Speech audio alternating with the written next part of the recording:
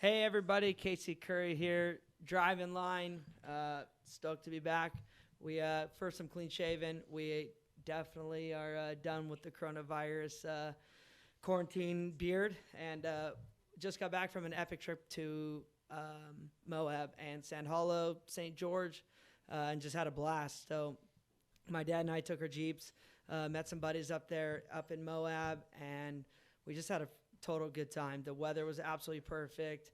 The jeeps were running good. We had no problems. Everything was absolutely fantastic, and man, it was just an adventure. We just to get out. We stayed in an Airbnb and to go eat at a normal restaurant. Amazing good time, super good food, and yeah, we had a blast. So today, still got a lot going on. We're gonna go back to Moab actually on Sunday to go do some Can-Am riding and have some fun in our Can-Ams for the couple days.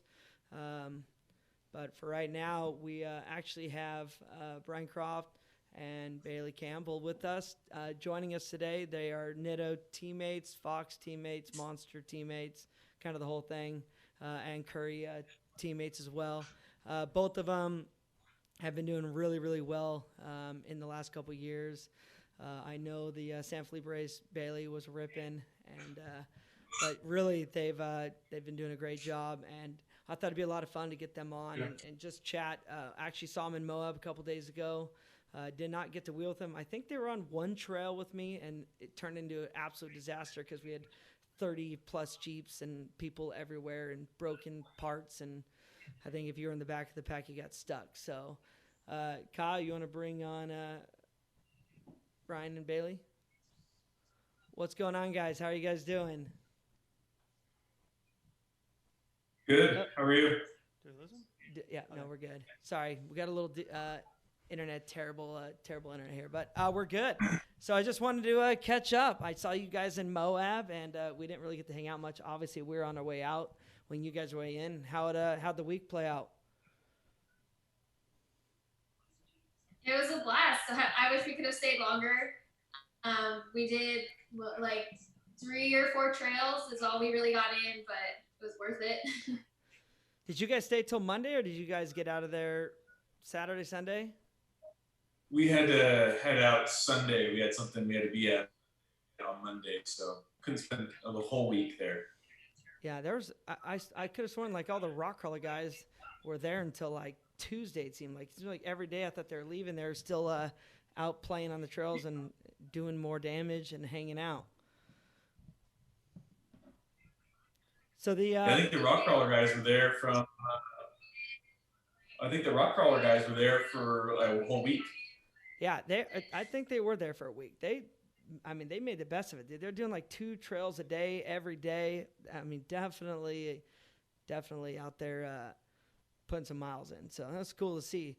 So for this year, obviously coronavirus has affected us all.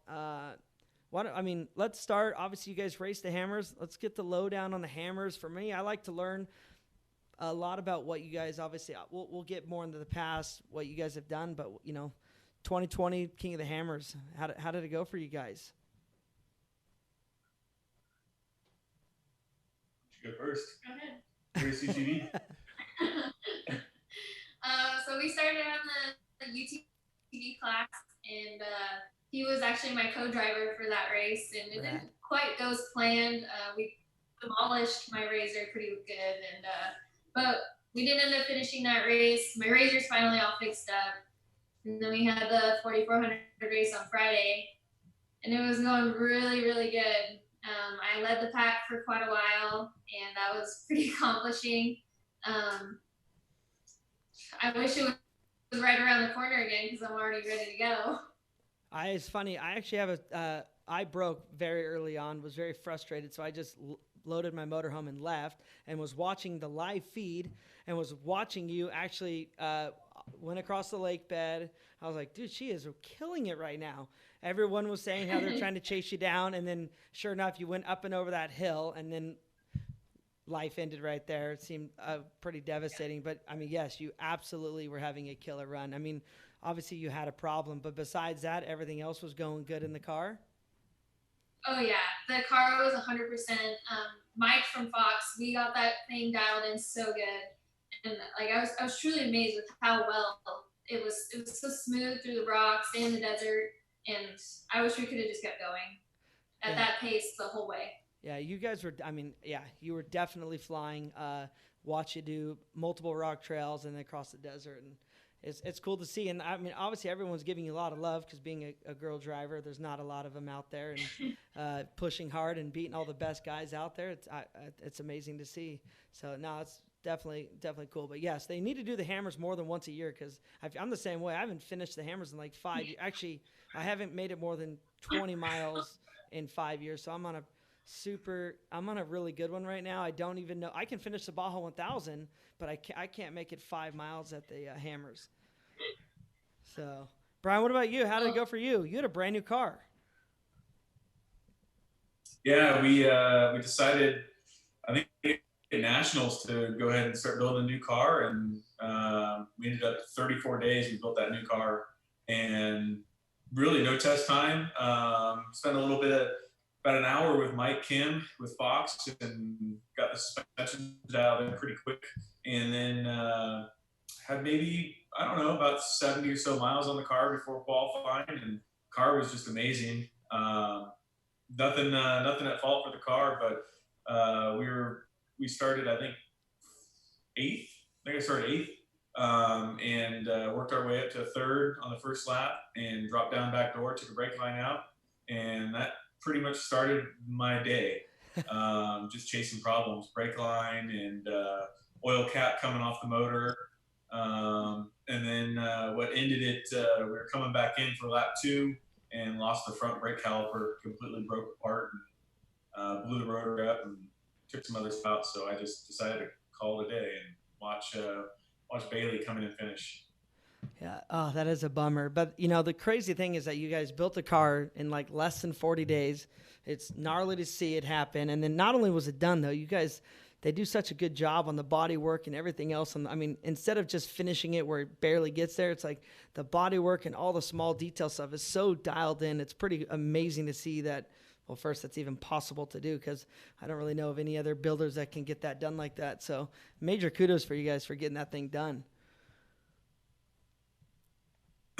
Yeah, it was pretty crazy. As we were building the car, I was just ready for it to be just raw, and however it turned out, it turned out. And Shannon looked at me one day and he's like, "Hey," he goes, "this thing's not leaving until we get it powder coated." And I was like, "You gotta be kidding me."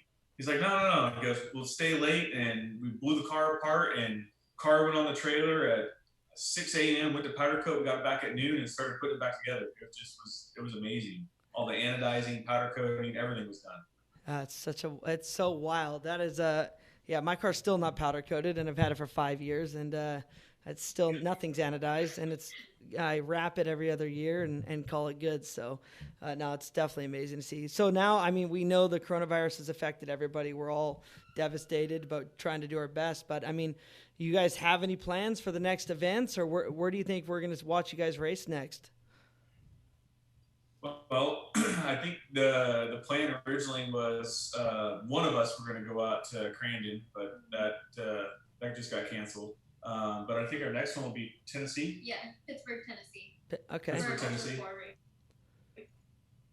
Are you guys going to do? And then, Oh, go ahead. I was going to see if you guys are going to do nationals. Oh, of course. Yeah. So we got the way the season for Ultra 4 is going right now. It'll be Tennessee. Then we'll go race in Reno, and then we'll end our nationals in Oklahoma. Oh wow! So that the new nationals is actually in Oklahoma. Correct. Yeah. So we'll have our West Coast divisional race at Reno at the Wild West Motorsports Park, and then we'll finish for the national event in Oklahoma. So is Oklahoma the one where it's like either very dry or a complete muddy mess?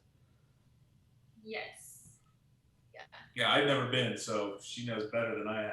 Yeah, I'd say Oklahoma's pretty fun race. I think the loop is almost 5 miles long, maybe, but it just goes from trees to rocks. You could be in water if there's rain right before that race. But other than that, it could, be really dry or super muddy. Yeah, that is that's wild. The whole rain. Now, do you go in the trees in that race at all, or is it pretty much wide open? Yeah, no, there's a lot of trees in that race. There's a lot of sections. That's so yeah. The whole racing in the tree thing. We do. I like the only time I even raced in the trees was at Crandon last year at Fall Crandon, and that was gnarly. Because once you make a mistake, there's no you can't do anything. And if somebody breaks down in front of you, you gotta like move them out of the way, and then it turns into a mess back there because it's wet and slippery. So it's definitely a wild event. So as far as next year, are you gonna race 1,000 this year? Yeah, we'll be there. Oh, awesome. In car. Yeah, like always. That's good. I actually don't think I'm going to race this year. Dude, getting ready for Dakar last year, it was like so much that it just, I gotta take a little time and try to be home a little bit more than I normally am. So we're going to take this year off. I'm probably going to come down and hang out. So maybe we can be on the pit crew or something. Yeah. Maybe we'll go pre-run. I like the pre-running is my favorite part about Baja. I absolutely love going down to Mexico and pre-running. Yeah, that's the best part. See all the cool scenery and everything. Yeah, I love going to pre-running the UTVs and pre-running, and then stopping at the hotels or little ranches out in the middle of nowhere are awesome. Just relaxing. Yeah, I feel like that's the only time you get to actually hang out with the crew guys, some of the other guys. Like for myself, it's the time I like get to hang out with my dad and my brother. Like not when you're at the shop. For me, when we're at the shop, there's always stuff going on, and I don't know why it's always crazy. Things are always 5 days late, and stress is everywhere. And once you're down there, there's nothing you can do. No cell phone service, and then it's the time you like actually can hang out and talk and be more normal for us. Because it's kind of wild all the time. So, are you guys going to go do the Rubicon this year? Jeepers Jamboree?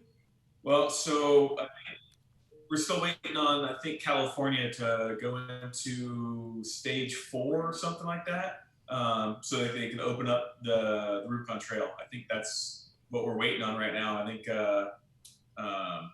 Bob just made a little statement the other day that he's hoping that by, I think, June, that everything will be opened up and we can actually go and do the event. So Jeepers Jamboree is always the one I look forward to. Yeah. I did not even know that. And when you said something earlier, did you say that did Crandon get canceled, or did you guys cancel? What was canceled? Yeah. No, was Crandon canceled, or did you? Are you? Yeah, they just announced it today that Crandon. Really? The spring one. I did not know that. The earlier one. I haven't been on social today yet, so I'll. I did not know that. Huh. That's okay. New information. But by the way, if anybody out there has questions for Bryan or Bailey or for myself, let us know on any of the channels, and we'll get those answered for you. So I just got told that we got to ask some questions. So please ask away.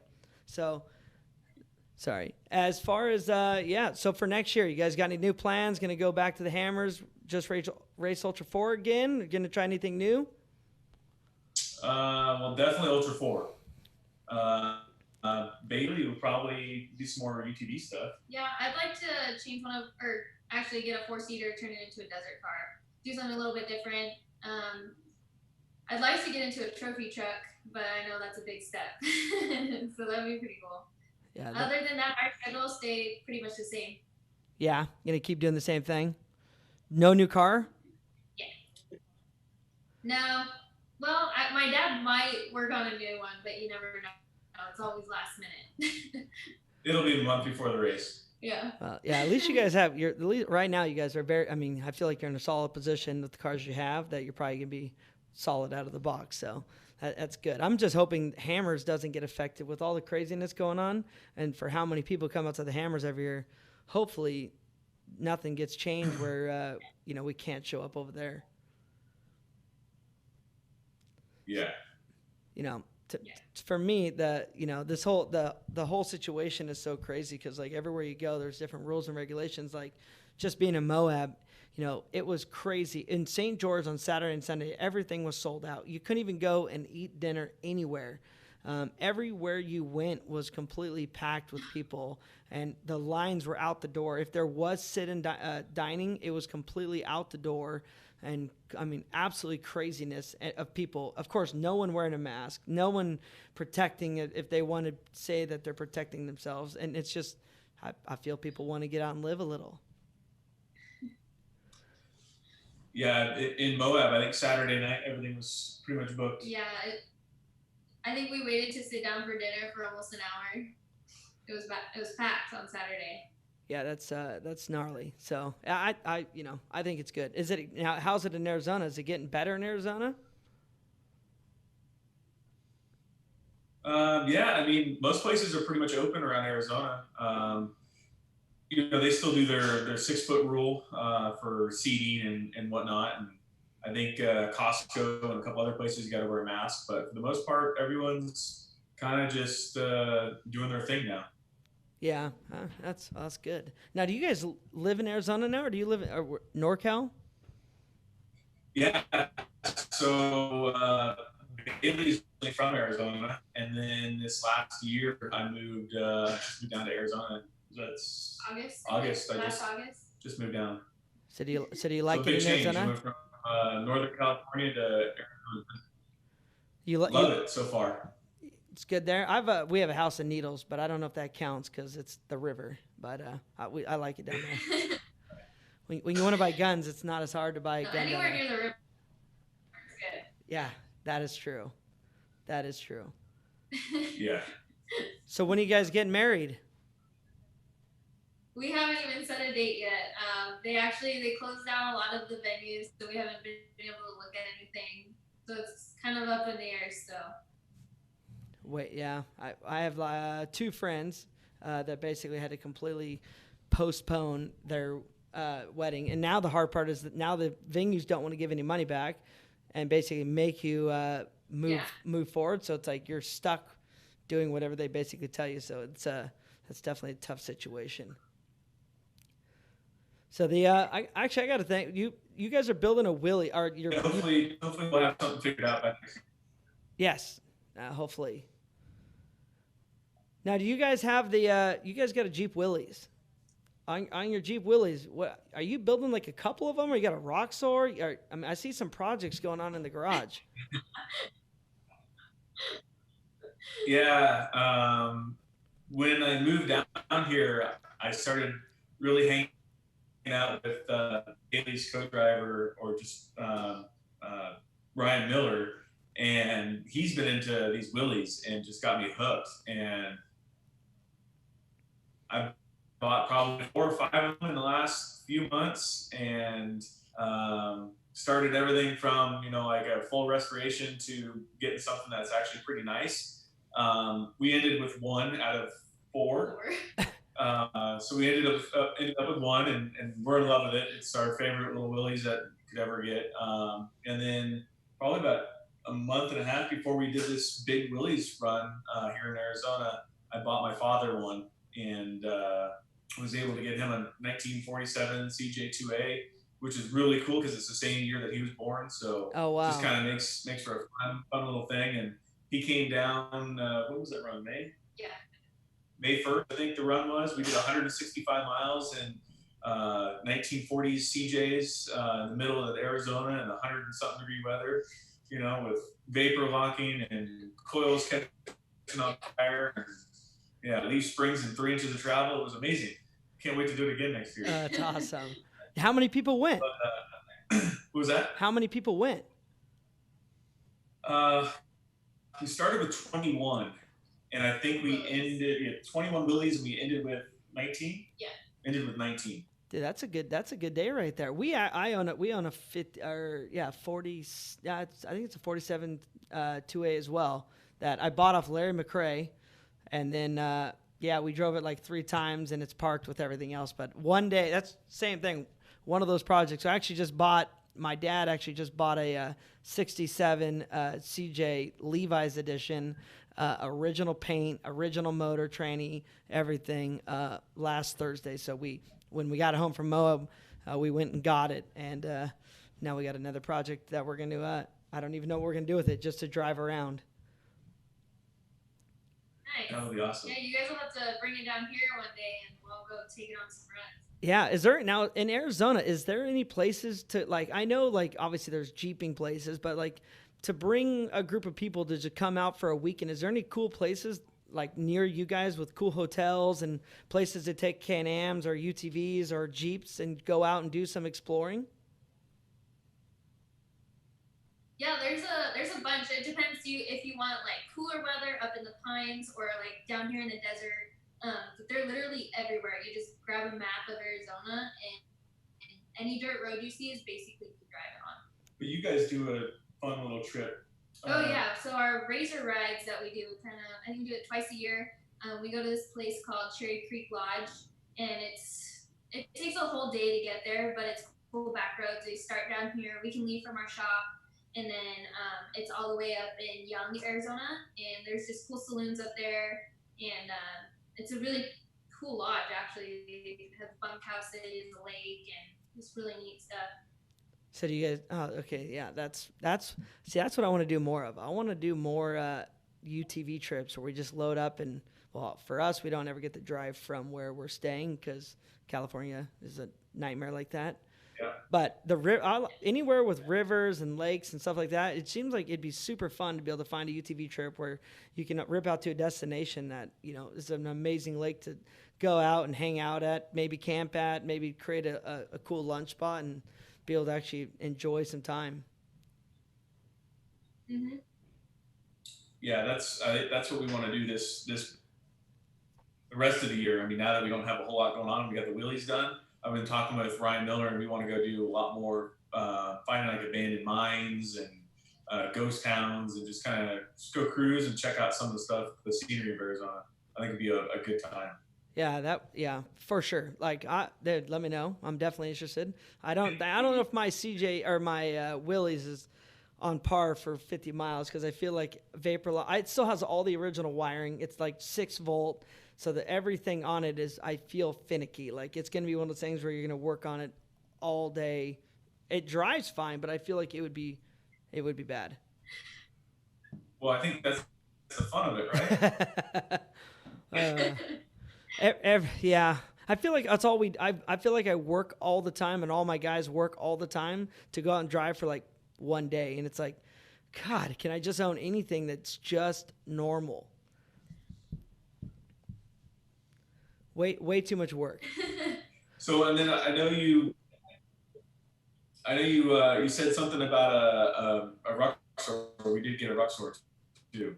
So we will be building a ruck store for kind of a pit vehicle, utility vehicle for the races and everything. So we do have that. That'll get started here pretty soon.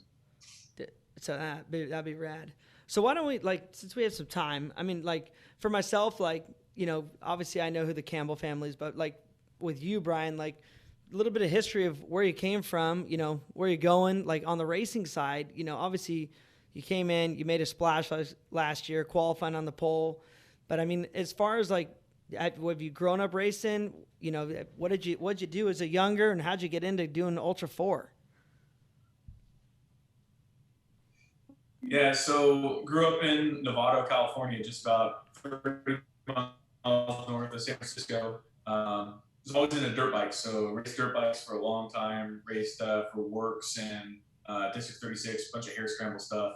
And then I got in hooked up with Bob Rogie, and if you don't know Bob, he's been in the rock crawling industry and whatnot for many years, and had him build me a Jeep way back in the day, and I hooked on rock climbing, We Rock. So I ended up getting a rig from Jody Everdeen, which is a stock mod, and ran stock mod for a little while, and went from stock mod to seeing the magazine with Bailey's dad actually in it for 2008 King of the Hammers. And we built a rig for 2009, and I raced 2009 KOH, and that kind of got me started in it. And I raced 1 year and realized I didn't quite have what it took to compete with those guys. So I just started doing recreation wheeling, and 2016, I think I see Haynes' old rig and went out and raced, and just been slowly getting back into it, and finally was able to step up to an ISS car so I can keep up with all you guys. And yeah, it's been fun. Yeah, it's awesome. So you've definitely been around then if you've seen the cars for that long. So dude, that is bringing it back to like the air shock days. Oh yeah. So My 2009 rig was a guy named Mike Popola. He used to compete in We Rock. It was one of those aluminum Jeep tubs that was narrowed, and it had coilover shocks in the front, and we did coil springs in the back with a triple bypass in the rear, and I thought that was the cat's meow, but not compared to what everything is today. So it's so wild. Like back in the day when Shannon would let me use one of his rigs for the hammers, and it's like the straight axle front back single seater with air shocks. It's like, dude, they work so good in the rocks, but boy, in the desert compared to now, it's like it's insane how far the sport has come. So, hey, Kyle, it's crazy.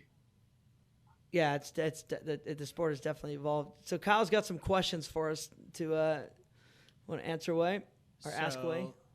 Tyson Bell wants to know between racing UTVs and Ultra 4 cars, which one do you like more and like why? So you guys can answer first. Oh, that okay. Yeah, for you. Honestly, they're very similar. The UTVs compared to our 4400 cars, they're just the suspension on the UTVs is amazing, and what they can take at hammers, especially compared to our 4400 cars, is amazing. I can't really tell you which one's my favorite. I love them both. I can tell you, being in a UTV as a co-driver, it's not my favorite. Those things are scary. But they're also fun. They surprise you on how well they do. Actually, on that, I mean, how is a co-driving? I'm married, and my wife has never driven anything I own more than maybe a half a mile, and I don't think she's never driven anything off-road ever, and that's just because I'm scared. That'd scare me to death. How was it for you? Were you have fun riding shotgun? I feel like I don't even know if I'd sit shotgun with anybody. And then I don't know, to have my wife driving in the rocks. Oof. I don't know if I have a potty mouth. Well, prior history. So I before I was a sheriff, which is what I'm retiring from right now, is I used to do instructing for precision driving. So I sat right seat with a lot of different people for many years, and didn't really bother me being in a co-driver seat. But it definitely was a different dynamic when I jumped into Bailey, just because it's a different level. But she's an amazing driver, and if there is something that maybe I question or whatnot, or try to tell her, hey, let's check up or do something. I mean, she's already on top of it and knows how to do it, and it's a pretty comfortable ride. I mean, this last year at the 1,000 though, we our map didn't do the finish section that last like 30 miles. So as a co-driver, I don't have a GPS anymore, so it's gone. So I'm just trying to call out corners, and we got in an argument where we didn't talk for, I think it was like 50 miles. Yeah, we didn't talk for like 50 miles. It's complete silence in the car. So. But it's fun. I enjoy it. That's killer. Yeah, that's a duo right there. I don't know anybody else that's a husband and wife driving in the car together. So I give you guys credit for that. That's that's definitely experience. Kyle, you got another question? Yeah. So Mike Sabucci wants to know what kind of engine is in the Roxor, if it's a CVT transmission or what. You got that? So it's got that 2 point, what is in that? It's a little diesel, whatever the 2 point, it's I think a 2.4 or 2.2 or something, 2.0 diesel, and then we have a manual tranny in it. Yeah, so basically, there's super unique little vehicles with the like 4 or 5 speed transmission, 4-wheel drive, but the diesel engine gives them the torque on them. There's actually a guy that races them in Ultra 4 in like one of the stock classes. I actually think he won the stock class in it this year. So they're obviously durable. Another question would be, Yeah. what 5 mechanical issues does an off-roader need to know how to fix when off-roading on the trail? So like flat tires, whatever, like overheating, stuff like that. Like, what are 5 problems? Yeah, like what 5 things should you know how to do? Oh, basically, as a mechanic, or what would you guys say would be 5 things that somebody should know if they're going to go off-roading?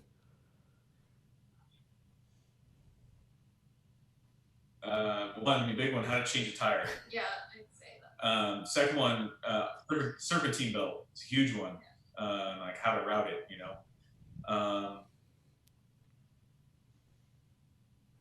They're kind of like our main issues usually. Yeah. Watching your temperature gauges, I guess, that can be a main problem. We don't really have that many issues. Well, on a UTV, it would be, I would say I can add on the UTV, got to know how to change a belt. UTV, got to know how to change an axle, change the lower radius rod. In the Jeep, I would say, or in the race truck, it would be, the only thing we can even change in our race car is serpentine belt. I don't even, but besides serpentine belt, I don't carry any. I carry a power steering pump and an alternator. What about driveline too?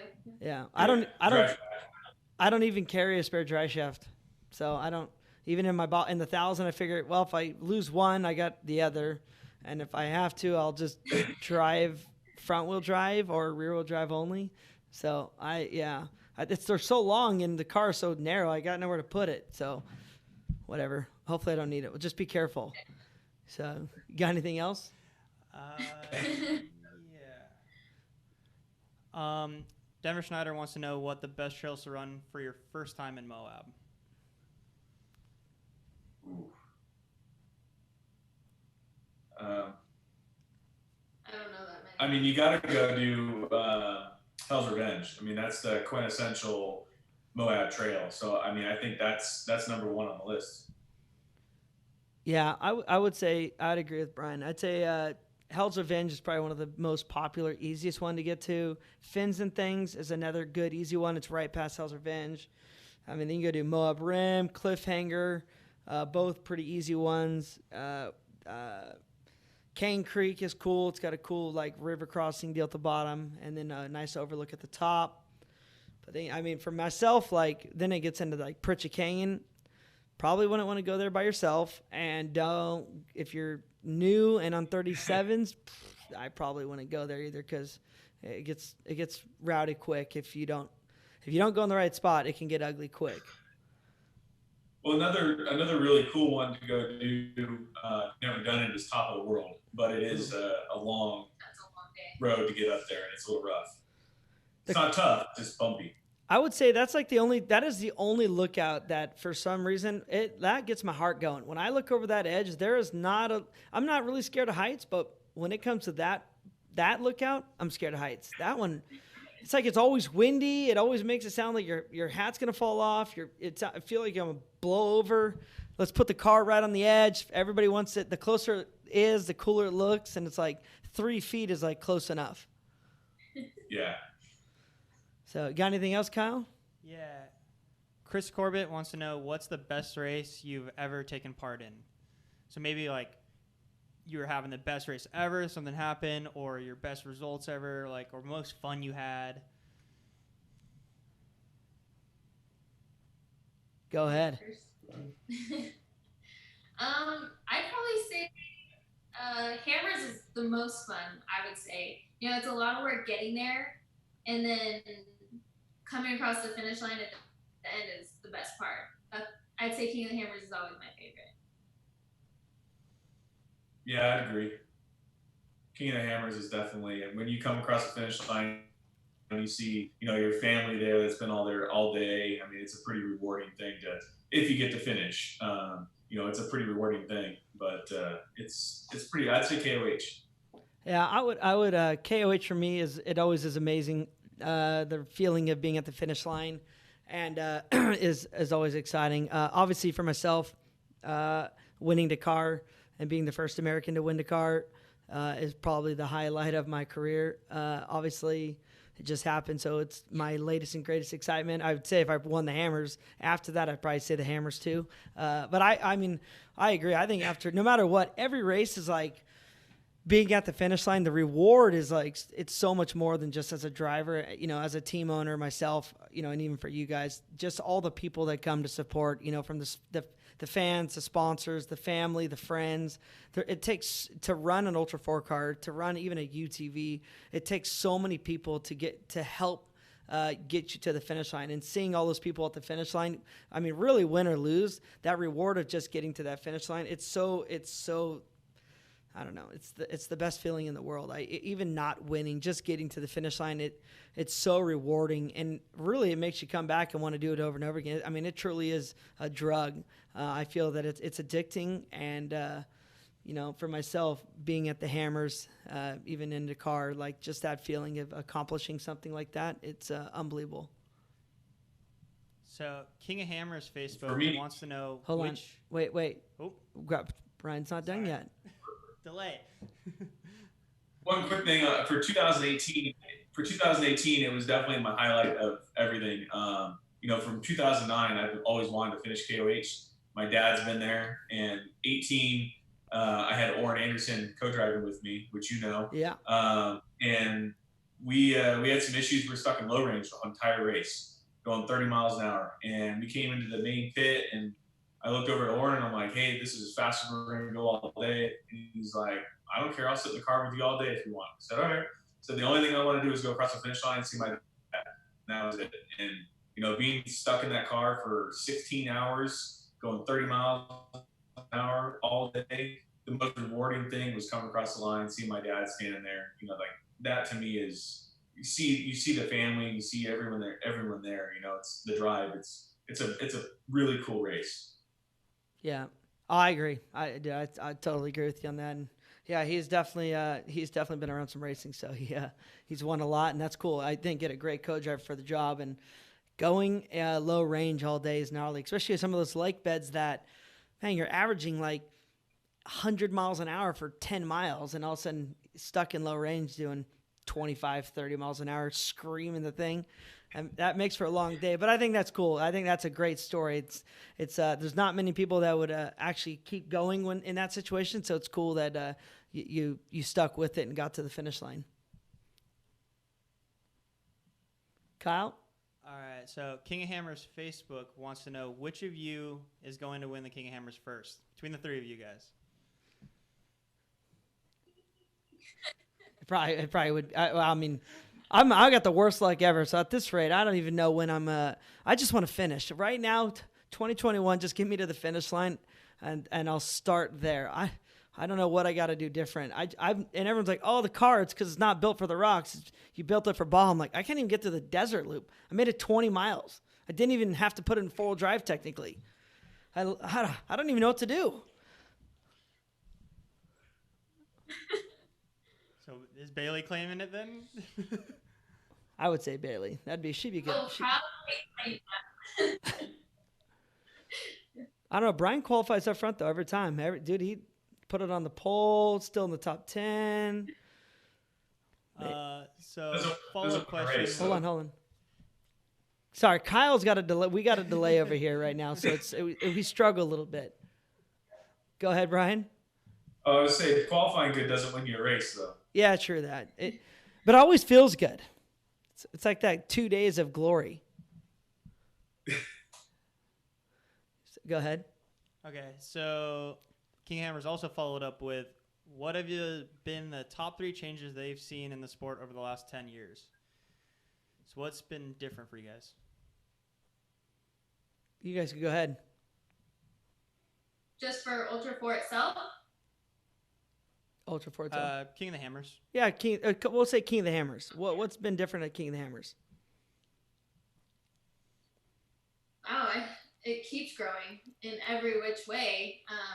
The way that the cars just keep growing in the sport, the people coming. What else? Bringing it back to 2009, there was no street signs. There was no nothing. We had a Griffin radiator blow up arch, white tent, and that was it. I mean, there wasn't anything around. There was just a handful of dirty guys hanging out in the dirt playing with some cars, and now we've got concerts put on by Monster. We've got fireworks. We've got light shows, laser shows. I mean, we had all kinds of stuff this year. So I mean, it's growing into like a miniature Burning Man, if you will, for off road. Yeah, I'd agree. I think that for myself, like, you know, the biggest thing that I see is obviously the evolution of the race car itself, like from where it's gone in the last couple of years to now. I mean, you have straight axle cars, which everyone said they'll never win again, winning the King of the Hammer. So obviously the suspension settings, the cars that are getting developed out there, they're improving, whether it be IFS or straight axle. I think the technology that is getting brought into the Hammers is showing in the off-road world. I think that also the trophy truck guys showing up to the Hammers, to me, is showing that for some reason, and we'll take it, that King of the Hammers brings more fans, brings more companies, more partners to one place for a week. I don't know of any other race that has that many people in one area. I mean, it'd be easier to go to the King of the Hammers and try to get a sponsor than go to SEMA Show, because all the bigwigs, they might not even be there supporting any racer, but they might be there drinking beer, hanging out. And that's, to me, that's what I love about the Hammers. It's the lifestyle of off-road is there. Like, if you love racing, if you love the desert, you can get it all. You don't even need to show up and watch a race. You can just go out and spectate and literally people watch and go to Chocolate Thunder at night and see the craziest thing ever. And for myself, that blows me away that, you know, there's people that literally don't care what's going on during the day, and all they care about is watching Backdoor and Chocolate Thunder at night and moving rocks and making the course difficult. And, you know, then during the day, they just sit at the fire pit and drink beer and eat the food inside the area. But I think the overall, like, that event it is the Burning Man of off-road for sure. Travis Goldstein wants to know, do you guys get nervous come race day, or is it something that doesn't even bother you anymore?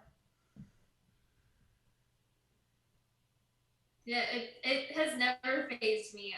I'm kind of like an adrenaline junkie, so the nervousness just fades away. It's not there. I don't get nervous. I get tired. I usually, I love just hanging my head and letting the neck restraint kind of hold my head up. You know, I close my eyes and I just, I don't get nervous, but I definitely, I get more relaxed, I think, on race day. Just knowing that we're going to be going and taking off rather than scrambling to try and get the car ready. Yeah. For myself, I mean, I get same nervous. I just overlook everything. That's my time. When I'm in the car, buckled up, ready to go, that's when in my back of my head, I try to pre-run the whole course, just study the place in my head. I try to study the lines that I feel that if I'm gonna make a mistake, where, you know, how am I gonna fix it? If there's a place that I feel that we can pass, how am I gonna pass? Like, I try to run all those scenarios through my head, so that way, when it comes time, there's no like, oh no, I didn't know that could happen. So for myself, I'm a negative. I know it sounds ridiculous, but I'm a massive negative person in my head. I try to run all the bad scenarios through my head, so that way, at the end of the day, no matter what, it's better than what happened through my head. So I always try to look at the bad, so that way, you know, come time, I can try to figure out a way and a solution, because obviously there's problems everywhere, and for myself, if I can fix them, then we're gonna do good. Chris Corbett also wanted to know, what other motorsports would you like to try, other series that interest you?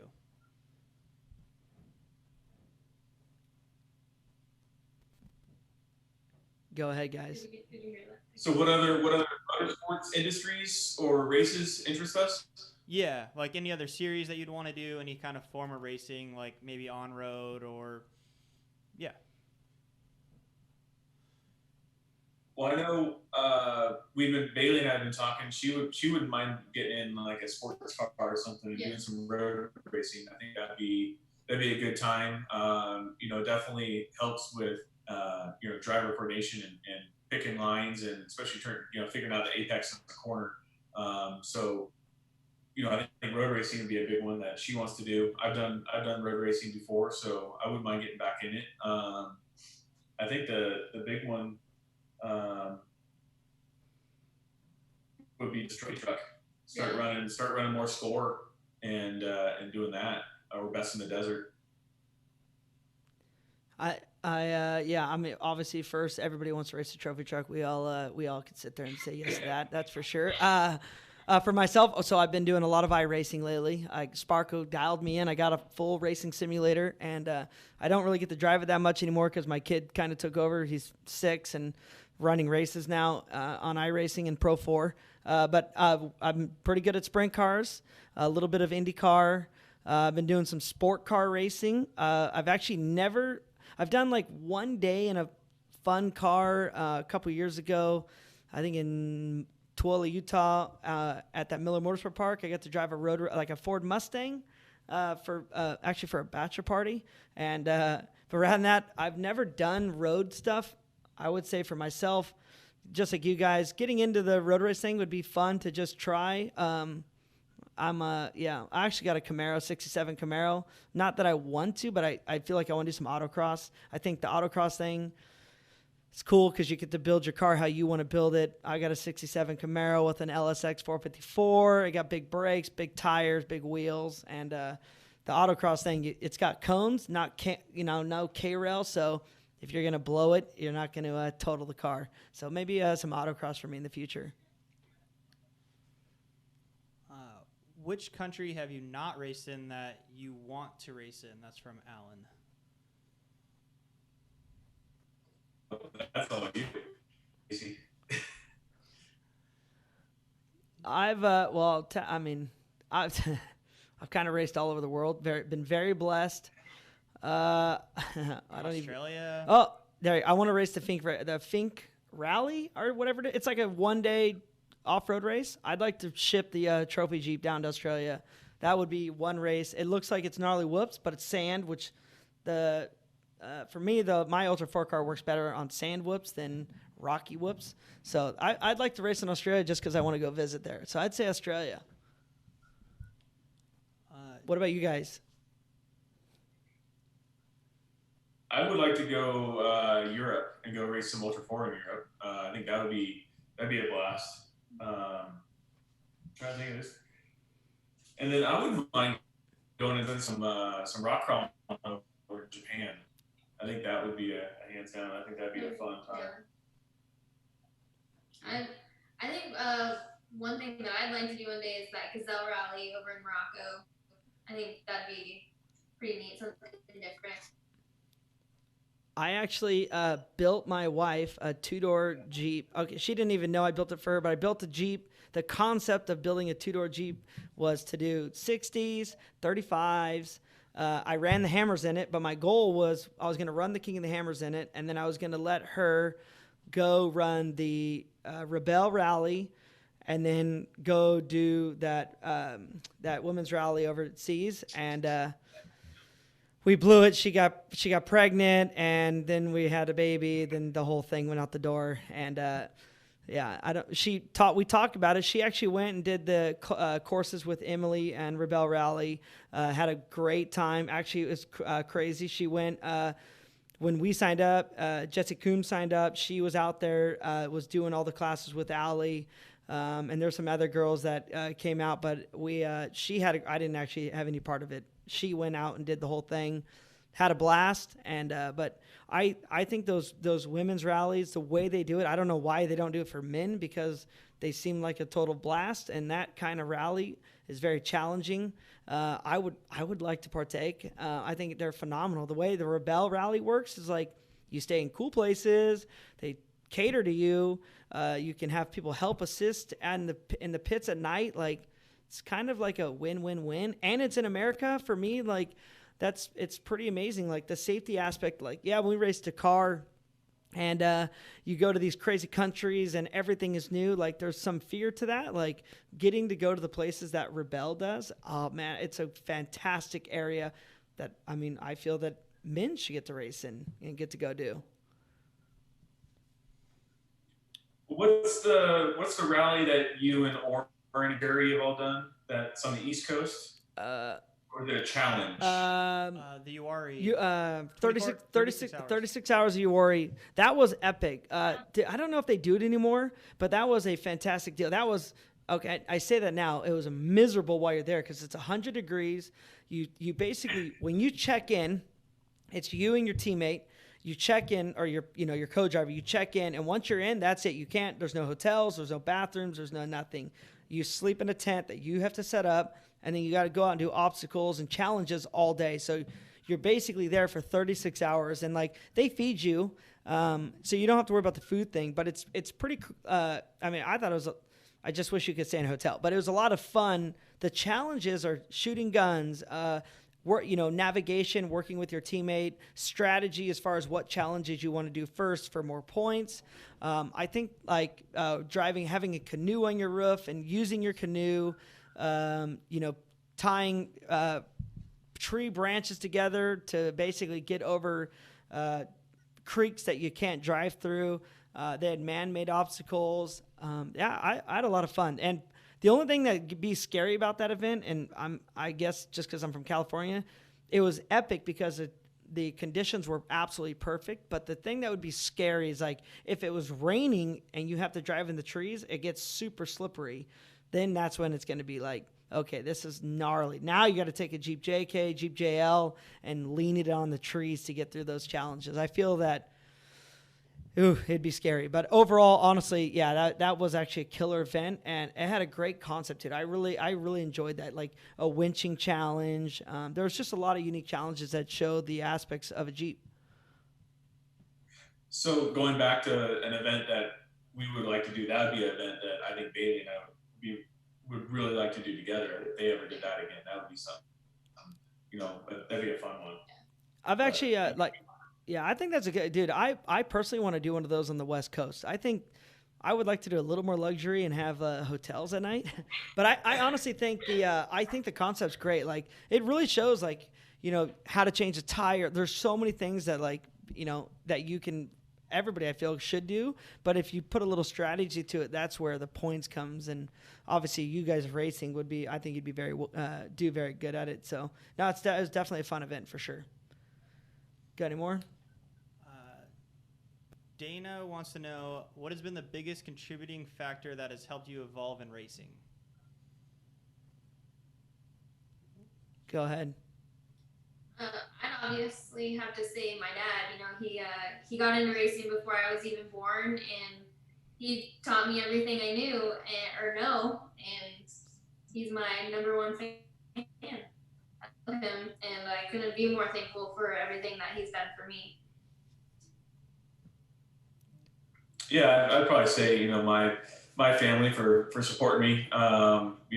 As a young kid racing dirt bikes all the way up to what I'm doing now.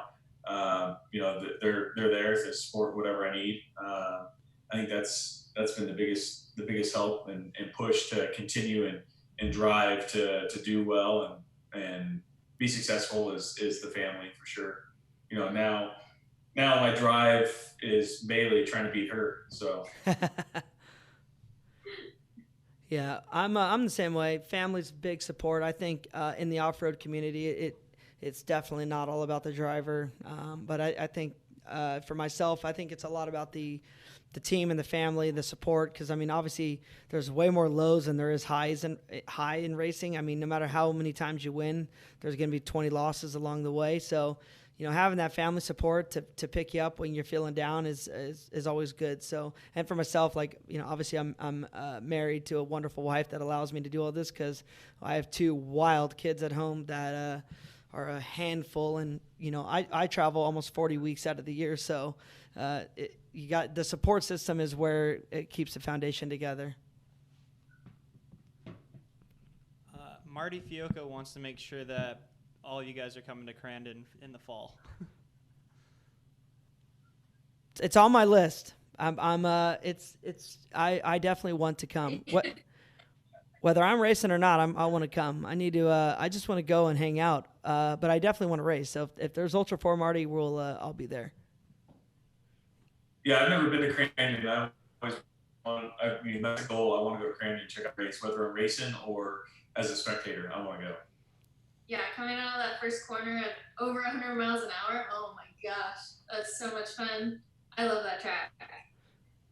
Yeah, I actually love the track as well. One thing that I actually want to do that I was talking to Johnny Greaves about 2 weeks ago was there's UTV trails from Green Bay, where it's basically where everyone flies in from, all the way to Crandon. I want to do a UTV trip from Green Bay all the way to Crandon, literally just going out and seeing all the back roads. They call them snowmobile roads back there. We don't have those in California, but just ripping through the trees in Can-Ams. I feel if we got 10 or 15 Can-Ams or UTVs, that we could have a killer time. Just ripping around. We all fly into Green Bay. We load up one semi with like 12 UTVs, and we make our way to Crandon and go have a good time, and then drive them back to Green Bay, get on an airplane, fly home. I'm in. Yeah, I'd be down for that. Would be good. Anything else, Kyle? Haley Lima wants to know, Bailey, what did it feel like to be leading your first King of Hammers up until obviously you broke, but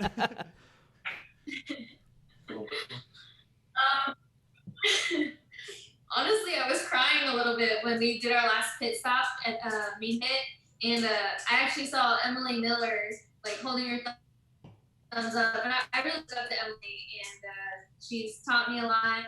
And to see her standing there excited for me too was another level of emotions. And then to just keep leading is amazing. We'll do one last question. Keith Gordon wants to know, what has been your best and worst achievement in racing? I think Casey's is the car, obviously. Go ahead, guys.